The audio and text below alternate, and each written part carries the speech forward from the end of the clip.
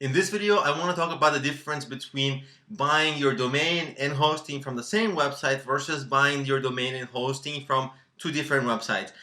This video is brought to you by EpiPies Academy. If it's from the same website, it's harder sometimes to get a discount, except for when it's Bluehost and it's for your first domain and your first website, then it's free, so it's obviously the best.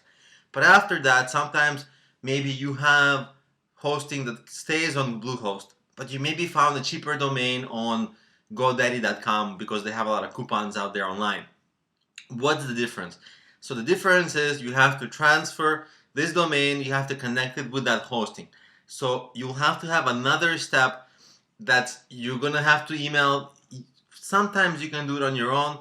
I usually totally forget how to do it because I do it maybe once every 1, 2, 3 years.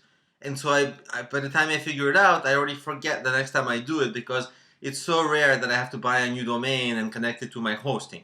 So for that reason, I just bombard their tech support of my domain company and my hosting, and it takes like once they walk you through it, it's actually really easy. But what I want to tell you is that there is a step to connect them, and my recommendation is just that you just email the tech support and have them walk you through how to change the settings so that your domain, when people go to your domain, it actually gets connected to where you host your website, which are two different businesses that you have, so they have to be able to talk to each other.